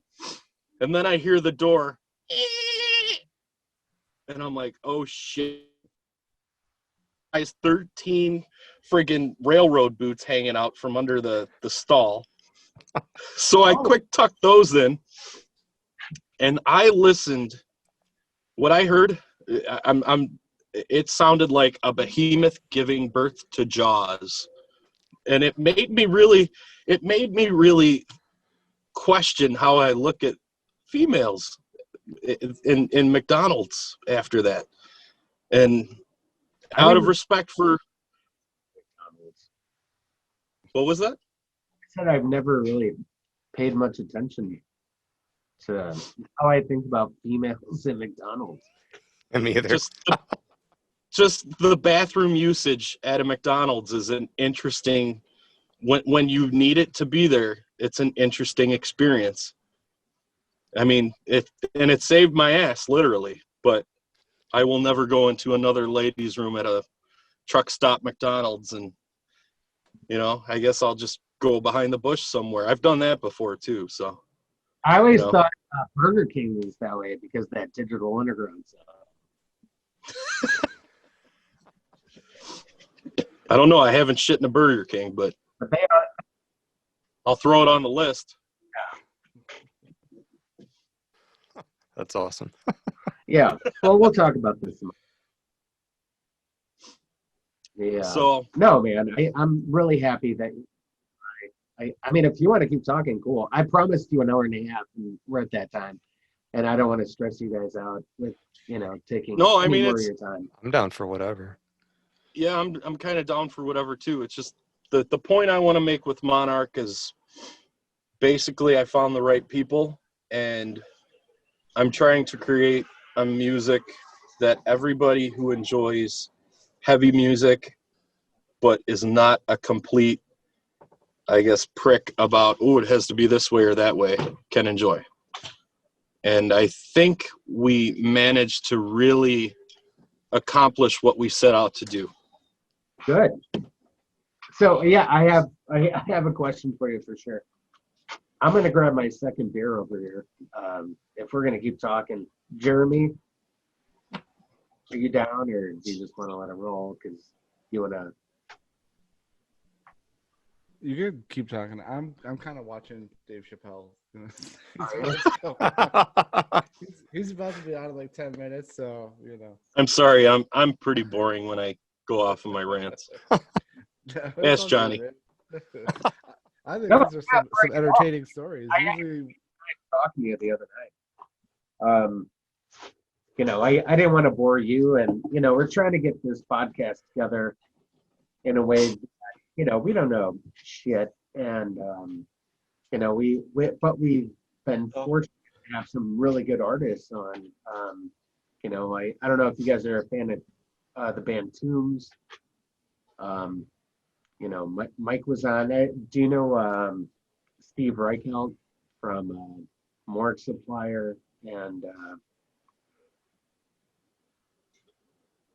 well, he's like a head bass chair in several major orchestras, so he's like this grindcore / orchestral guy that I grew up with. We just had the dude from And You'll Know Us by the Trail of Dead, which is not metal at all. Yeah, nice. well, he wasn't really. I mean, that wasn't really like his gig, though. He just kind of was, I think, and that's one of the things this show has definitely made me realize more is that, like Dave was saying, a lot of people out there are just sort of hired guns in the bands that they're in, and that's like sort of like just standard. There's really like two people that are sort of the, one or two guys will be the basically band manager, and then like everybody else is just kind of an employee, which Yep. It's and you know what? The music suffers because of that, I think. Yep. Yeah. But that always seemed to be the problem with the bands that I tried to start. It was that you'd have like one person who kind of would have a vision, and then like they would just try and plug in other people to fill slots in, and then nobody was ever really like gelling together. It was more like I don't know. You either just kind of the person who was managing it would stick with it and find people that would fill those roles, or the bands eventually ended up like going their own different directions within like a few months usually. But I mean, granted, we're sort of guilty of that also. With I was gonna say that's basically what this is, but like not. Yeah, I mean, the thing is, we're sort of guilty with that with the lead guitar player situation, because we've had a few people that we tried out that didn't work, but we found somebody on kind of it was kind of a stressful time in the band, which we haven't really had any stress, but we needed somebody. We needed the right person. And the right person to me isn't necessarily you can play a million miles an hour and, you know, play Eddie Van Halen shit beautifully. It's got to be the right human being, the right approach mentally, and somebody that we get along with. Because I've been in plenty of bands with douchebags, you know, and they're great players, but goddamn, hanging out with them sucks. And somehow we found a really great guitar player who, by the blessings of whoever runs the universe, lives 15 minutes from me. And I said, look, we have all this music written and done. We just need you to go and play these solos really, really well and throw in your own 2 cents and kind of make them yours. But, you know, it didn't really give the guy a good old-fashioned shot of being a part of the band from, you know, the blueprints and the chromosomes and when it all started. But he was a trooper, and I think the dude's cool, and I'm excited to actually write music with him now, you know. Yeah, I am too. I think it's gonna be awesome. It just sucks. It's like what you're saying. When you have bands where it's one guy and 50,000 members, the fundamentals of what the music's supposed to be, they just sort of like diminish away, and that sucks. Yeah. So, Johnny, how do you feel about having like another guitar player? Like, Well, actually, we decided to have 3 guitar players in total because fucking why not?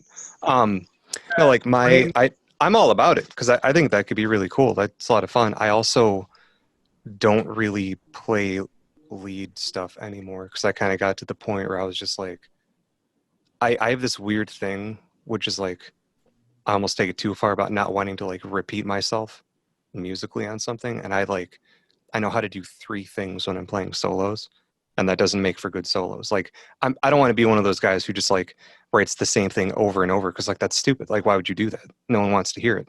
You could listen to like any song and it's the same thing. Like get the fuck out of here. That's not good for anyone. So like that's, you know, I'm totally fine doing like rhythm stuff. That's great. And then the guy Justin that we found who's doing lead, like, man, he's great. He's a great dude. I'm like super excited to move forward. And then we made the decision to move, like my friend Tony, I mean our friend Tony, but he was my friend before we all got together. He, like, I knew him from the scene. He was in he was also in Dotech. Like 3 of us have been in the same stupid band that like no one's ever heard of from Wisconsin. But like, you know, Tony and I have been friends since we played like our bands in 2000. We played a show at Riley's Rock House in Aurora. And like, we met outside and like, we were just like hanging out, like talking shit about the headlining band because they were horrible. And then, you know, we ended up in the other band, but like, you know, we've been friends for a long time. And then I was like, hey, you know, because we were looking for a bassist and we were trying to get all this stuff together. And I was like, hey, Dave, like, you know, we should get my friend Tony in because he has, like, I mean, I've known him, you know, he's been one of my best friends for a very long time. Also, he has a wider variety of music that he's into than, I mean, me and probably also Dave too, because he doesn't really care. He's like, you know, whatever's good, that's fine. Like he was in that band Munger for a while. They're just, you know, like radio rock band, like from West Chicago. You know, so he's done extreme metal, he's done radio rock. He does like a lot of like acoustic, like, you know, like post grunge kind of stuff. So he's well versed in a lot of writing styles. I was like, do we need to get this guy because he's going to contribute a lot. And then he came in and recorded bass, and he added like a lot of the bass part. I mean, he's a guitarist. He's not a bassist. I'm like, hey, do you just want to be part of this? And he's like, well, yeah, like if you're in it, I want to be a part of it. I'm like, okay, cool. So then he came and recorded, and some of the bass lines he put down, he like totally made the songs way better. Like it's just, I was just going to play bass again like I did before, and it would not have been nearly as good. So like it was awesome. And then we were just like, man, let's just have 3 guitarists. And I'm like, cool, I want Tony as a guitarist because he is an amazing guitarist. Also, like, he is very good at songwriting, also very good at like writing melodies and stuff. Like his main stuff in high school and after, he was really into like melodic black metal, and like Hypocrisy and like, death metal like that. So like, he's like exceptional at writing stuff like that and like adding his own twists. And he like is a great singer, so he can do backups and like contribute to vocal a bunch of stuff. So like, it's like we're all technically kind of hired guns because like Dave wrote everything, but it's like going forward we're all going to like collaborate more on everything. So I think it's going to be like really awesome because it's not just going to be like, here's these songs, just play them and like maybe make them better or not, whatever. It's like we're going to like actively do stuff and like everyone's going to bring all of their strengths together, and I think it's going to be like pretty awesome. And I'm just glad to like, I mean, I've been in bands with my friends before, like when I was in Relic, like we were all really good friends, or like, when I was in Cardiac Arrest, like we went to high school together, like, that was awesome.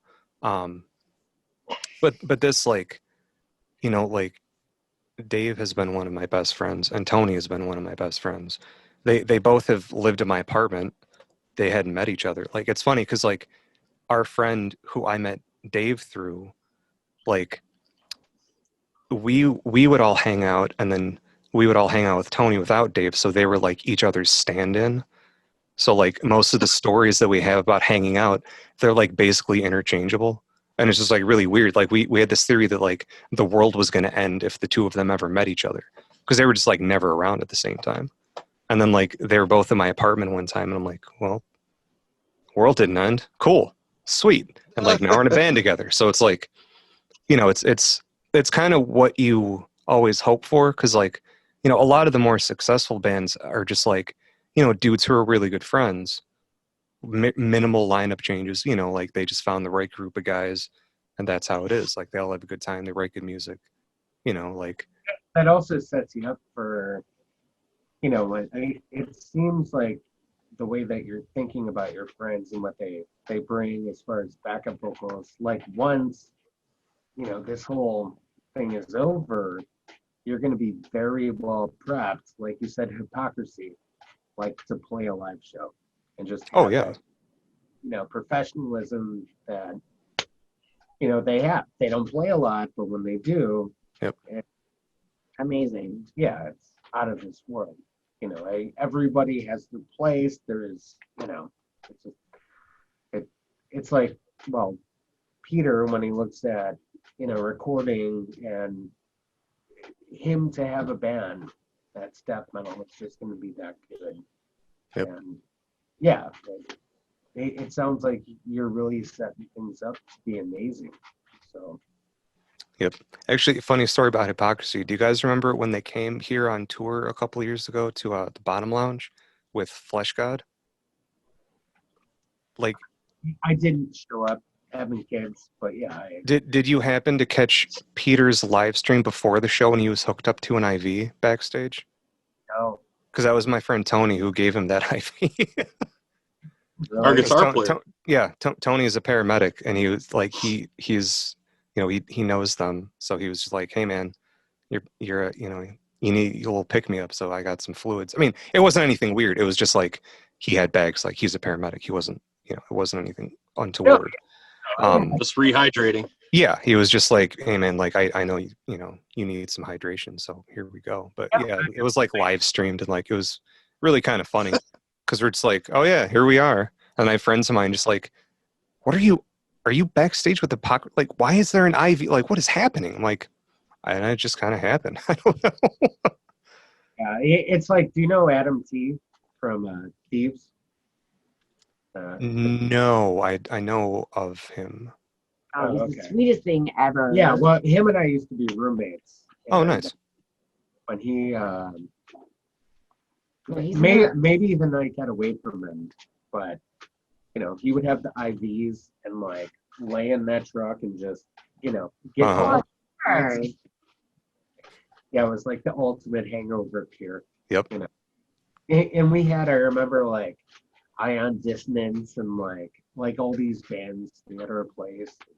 You know, it's just like Nasty. Dirty house. Dirty, nasty house. I wouldn't say it smelled great. I'm sure it was gross. I mean, I wasn't there. I was not there. But I mean, I just remember a bunch of people from French Canadian that were French Canadian, and my garage was like all pictures of King Diamond, and That's they awesome. were like, "Oh, King Diamond," you know. and it probably stunk. It probably was really smelly. I mean, no judgment. I mean, a little judgment. I don't think we Some needed to have judgment. carpet. I don't think carpet was the best. Well, yeah, anytime you get like a bunch of dudes in bulk together, it's not Yeah. going to smell good, and carpet is probably a bad choice. I had with a whole bunch of bitches there that were like, "Oh, let's pick up the counters." No. It was mostly dudes. Dudes. That was- Dude. I smell an argument happening later on. Oh God, no. Oh, no. I don't do that. I don't do that. But it is funny. Well, if it smelled like girls and it smelled terrible, that'd be really weird. But then you weren't getting any tail. Or I got really like bad tail. Yeah, I was going to say, if you were, it was the kind you didn't want. I know the tail that was being gotten during the time. Are you like a spirit traveler? I'm like a He's a pussy. tail whisperer. No, pussy voodoo. A pussy voodoo. Yeah. Oh, well, I mean, I know what kind of nanny was getting invited into this place. Was I invited? Oh, sure. You are top notch. None of this Top- sounds like top notch anything. Sounds way less than top notch. Top notch, just not marital material. Not marital. I've probably met them then. Yeah. You You've not you only may have met come them, but across- you've banged them. I don't know if I was like a banger. That you were absolutely a banger. Of course you're a banger. I don't even want this to be part of the show. I'm speaking. Excuse me, I'm speaking. Well, you are a woman.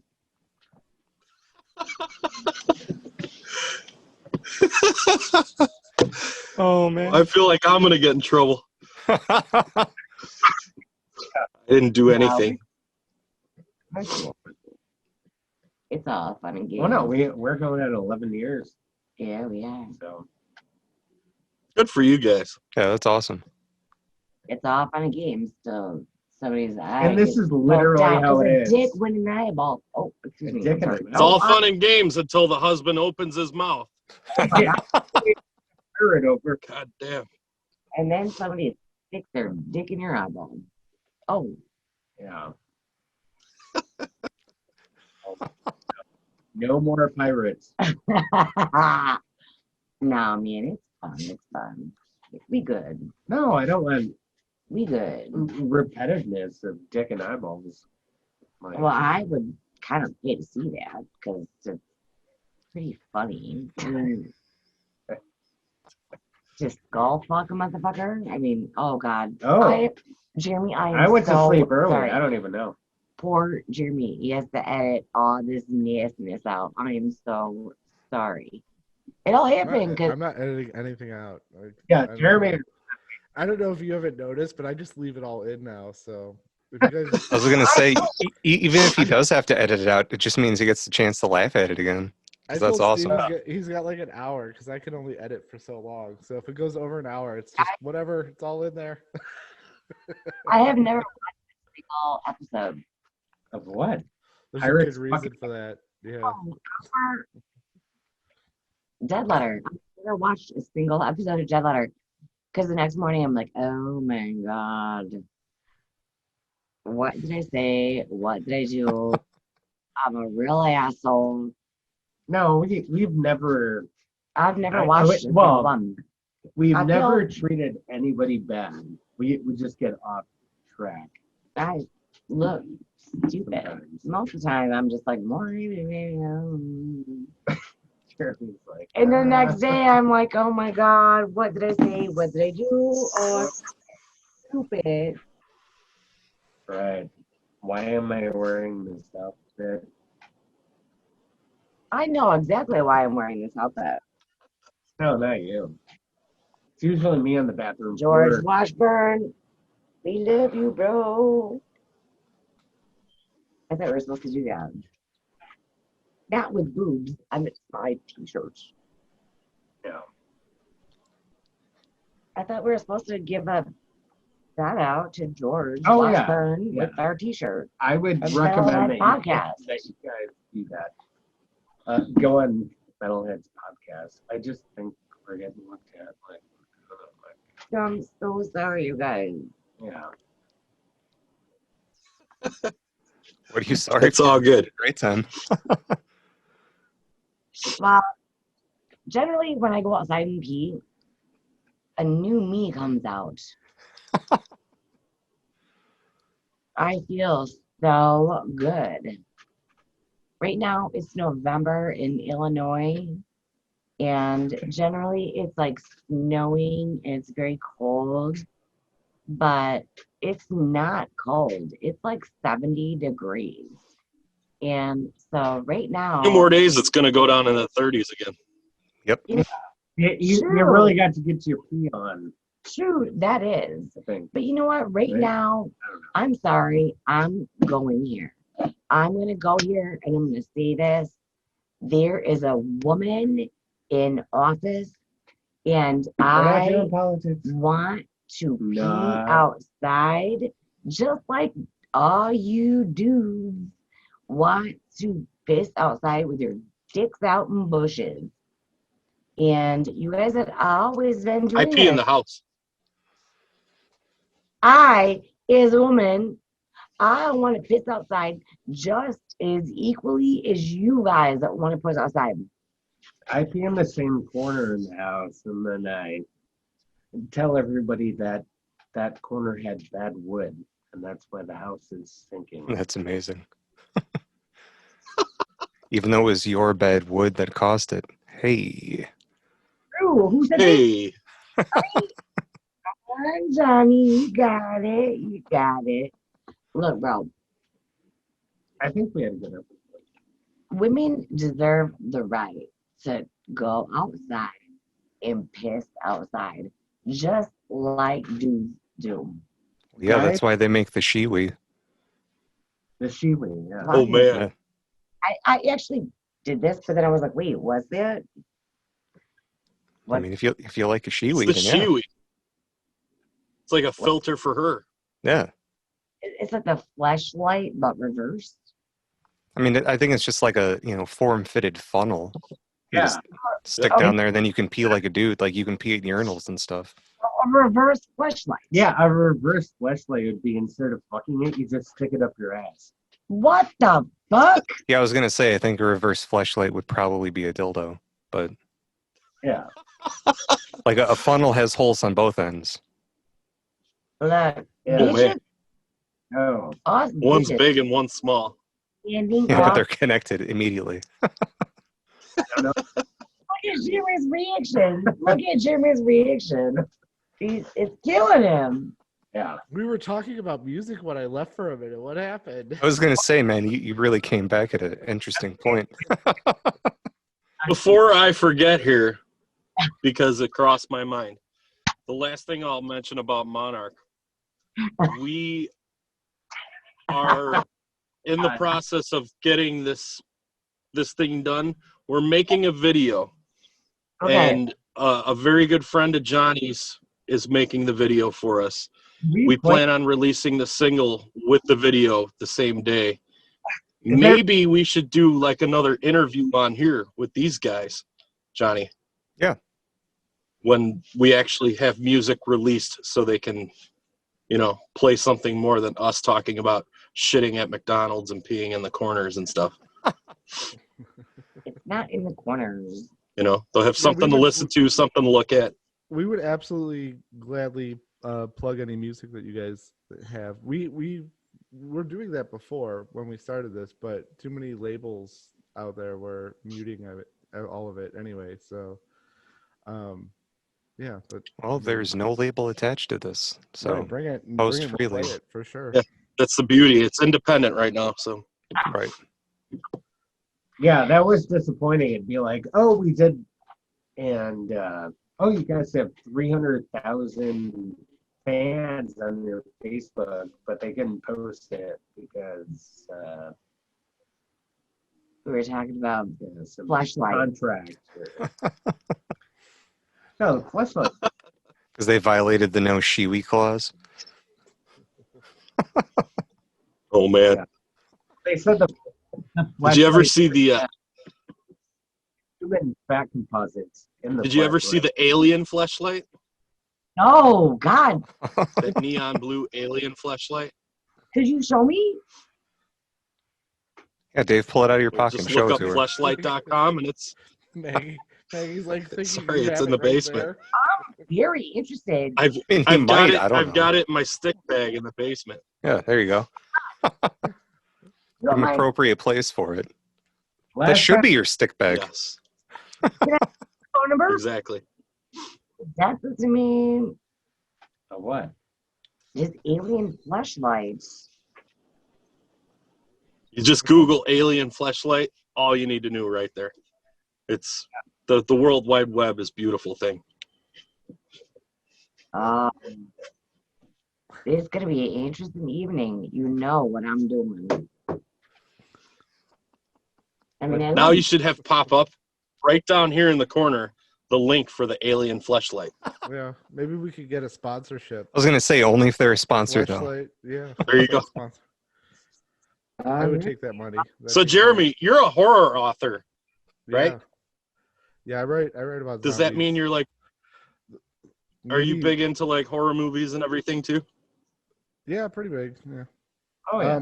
Steve's actually as much into horror movies as I am though too. We're both pretty big horror fans. How do you feel about where this Halloween franchise is going with Halloween 2018 and then to Kills and then to Ends? Yeah, I mean, I don't know. They weren't bad. The originals are just so good though that I don't know. I think it's time to move on from that franchise pretty much at this Well, point. I just rewatched Halloween 3. The you know, which yeah, which had Yeah. nothing. my kids actually love that one. That's their favorite Halloween. I love that movie. I thought it The was Season of the Witch? That's a big deal. I mean, it's a great movie if you don't call it Halloween. Yeah. Yeah, but it It's was a weird movie. Michael Myers. It was supposed to be like you know, a bunch of stories, and Michael Myers just got, you know, way too popular, way too quick. But Halloween 3 was great, and Halloween 4 is good. After that, I don't know. I'm not really into it. Yes. She found the alien fleshlight. Yes. Pretty good. It's a pretty good. Good. Oh my God. Look at it. I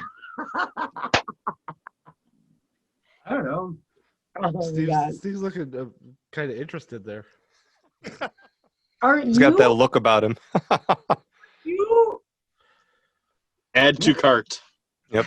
And you know, Christmas is coming up soon. Got texture, which is I mean Oh my that's a nuance I didn't think about. The first abduction. Like it's like a good songwriting process. Once you enter the alien orifice, you will slide into a Like slide into it. wormhole Oh, a of worm. arousing proportion.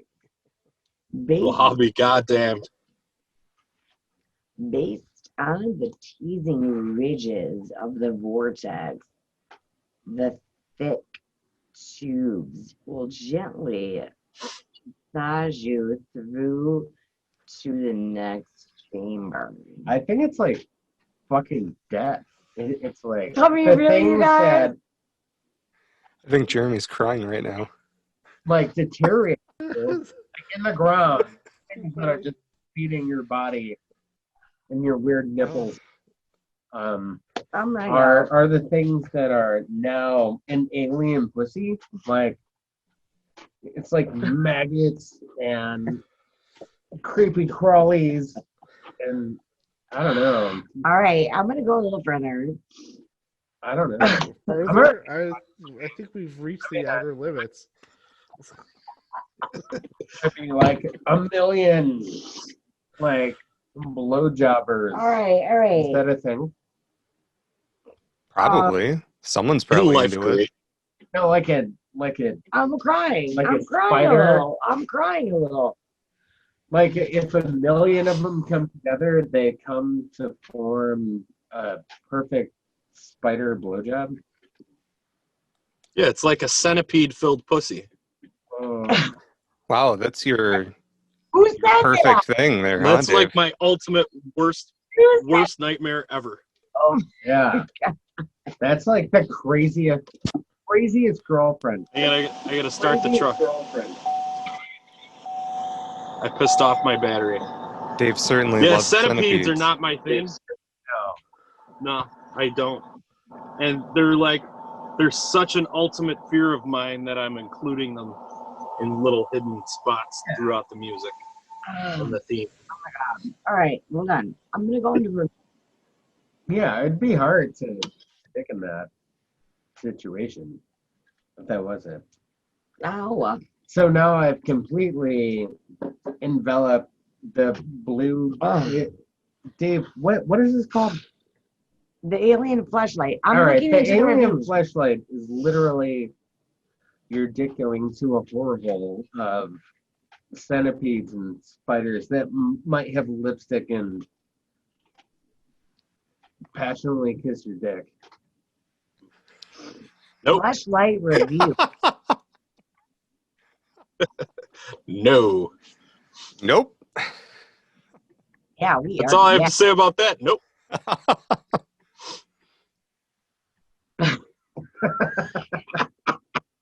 That's amazing. I can't stand it. Oh my god. Oh my god. Oh, the stink bugs. Reviews. Stink bugs are bad news, man. We get those in my house like all winter long. Yeah, we do too. And when in a group, like a party, they're dirty sluts. Yes. We do too. Like they lick that thing. Oh god. I think we're creating a Are you guys ready for this? comic book. It's going to be deep sex insect comics. All right. I guarantee it's been done already. He's like, There's probably a whole thing for it. You could probably make money doing it. Yeah, we're not original. the alien. We're done. All right, stop. The alien has to be the most unusual fleshlight I have tried so far. Its bright blue coloring makes it stand out from the usual flesh-colored orifices, and the strange double clitoris adds How many to- orifices does a fleshlight have? Well, if it's for Klingons, it has 2. I mean, it would seem Stop. like you're gonna get unusually dirty with the The fleshlight. Like strange. it's got to be behind. Well, if you don't clean it. The strange double clitoris adds to the alien impression. One thing is certain, the alien fleshlight sleeve is not aiming for realism. I never. Wow. You don't say. Does the end of Whoever- that quote have? Does the end of that quote No. have from Dean Harris, Kewanee, Wisconsin, written under it? Despite its unusual appearance, I was excited to try the alien sleeve Avatar Sex. Anyone? Ooh, Avatar sex. Anyone? The alien sleeve may look unique, but the textures inside will be familiar to many fleshlight fans. The alien texture is actually a combination of three popular fleshlight elements, Ooh. which come together with something wholly new and exciting. So what do you guys think God of the damn. Mr. Bungle album? I just saw that on my Apple Music today. I was thinking about listening to that. No, it's really good. All right, let me finish. But this is this is way too angular for the nerd ass motherfuckers that are gonna try and fuck this flashlight in the butthole. it's not a bundle. They're fucking a plastic flashlight. Yeah, That's all. they're gonna romance. Just It's a blue alien vagina that has two clits. I think poetry needs to stem a little further. Well, here, let me sweeten the deal. At the end of the day, whoever reads this is gonna fuck a flashlight. Is that what we? No, I was about to read the. This is a review. Yeah, This is a but the review. best case scenario is that we'll fuck the flashlight. I don't And want me to the finish this worst case review. scenario is that I you'll don't think he wants me to finish this review. slit your wrist. Oh, Look how uncomfortable and quiet everybody is.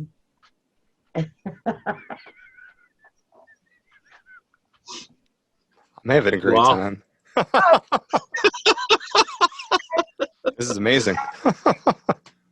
indeed. All right, shall we, or would you like me to stop? talk sexy about a piece of plastic? Yeah, go ahead.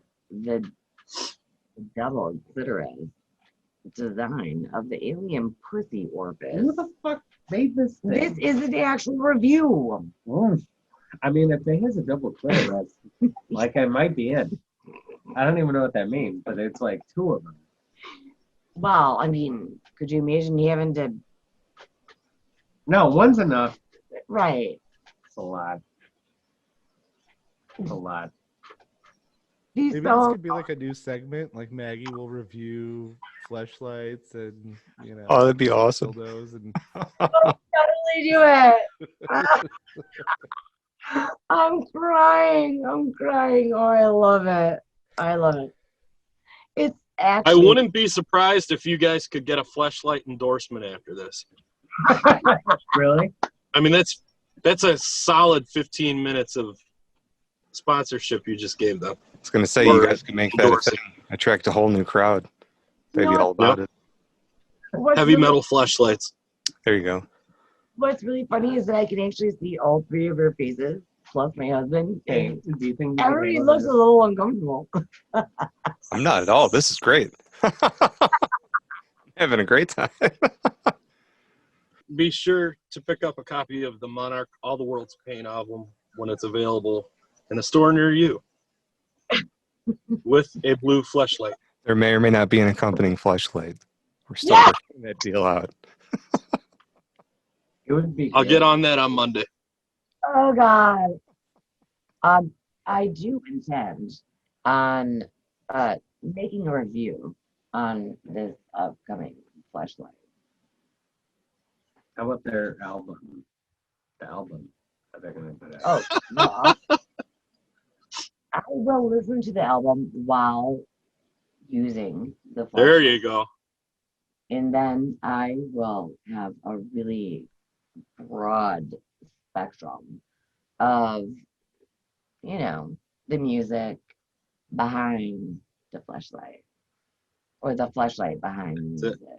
I don't really know how a flashlight would entertain a female, but Oh, this would be. we could come up with ways. Yeah, but that's like you're gonna take over the company, new vision.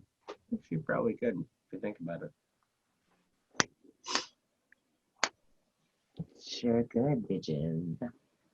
Yeah. I don't know. Well, Okay. my wife is starting to send me I have to go to bed texts. Yeah, yeah. I'm so sorry. I started smoking a bunch of pot. So God. I am so sorry. No, it's good. It's been a Uh, slice. That's awesome. I do think that. when we have some music that's available, though, we should do another one of these, and we'll send you the video and everything, and you can throw it out there. Yeah. For sure. Love that. Not talk about, you know, Well, whatever. fleshlights Okay. and That stuff. might be fine. And the beauty of it is the video and the music is all ours, you know. Some honcho in LA or New York doesn't own it. Right. So it'll be under our lock and key versus This has been powers that be. this has been a great opportunity to get to know you and you who you've been in bands with really good friends of mine, and I always, kind of wanted to get to know you. I just didn't know how that would, happen. And You just say hi. Hello. Oh, no. Hello. And Dave, yeah, I mean, hopefully we can keep in touch, all of us. No, to the both of you, I'm Yeah, for sure. hoping that we get to be in a scenario where we can sit down, talk, hang out, laugh in person. Yeah, Not- absolutely. It's coming soon enough. Yeah. Yep. well, as long as there's a flashlight involved. Jeremy, you got anything? No, I think we've covered it. Like we already talked about fleshlights. I got nothing else. I know that was stinky and I shouldn't have done that. Hey, we But- got nothing but hope for your new album, what you guys are writing, and please keep us in the loop with what you guys are trying to do. Absolutely. Yeah, for sure. Of course. I totally We will. It's very, very close to being presentable. I hope so. I would love to get all together and eat and have a meal and talk with our friends and families, and I would love that. I would love that. Yeah, for sure. Well, yeah, but for now, hey, thanks, guys. I really Yep. Thank you. Thanks for having us. Indeed, This is thank you. awesome. We will definitely do it again. I Yeah. hope very soon. All right, Dave. Johnny, keep in touch. Yeah, for sure. Jeremy, I'm really sorry about all this. Like every week, the apology at the end of the show. I'm I- sorry. Editing Deal with is ridiculous. We just get bored. Stupidity. I mean, You're wonderful. Well, but not God like, it's damn, boring. I know I say some Yeah. stupid shit. I am so sorry. But as I speak, he still has. I am so sorry. yeah, but realistically, we only get to hang out with each other. Oh my God, you make it sound like it's so true. Kinda sounds Always with it. Well, now you're going to get to hang out together with a flashlight. There you Uh, go. Seeing flashlight. Oh, I will be reviewing. yeah, Isn't life great? yeah. While listening to a Monarch album. And within everyone that I had instant relationships, like the sky blue got a little darker, and then it transposed itself into a gray, and then I went into Does anybody else smell it? no. All right, thanks for listening, everyone. All right. Have a good night. Yes, my God! Bye.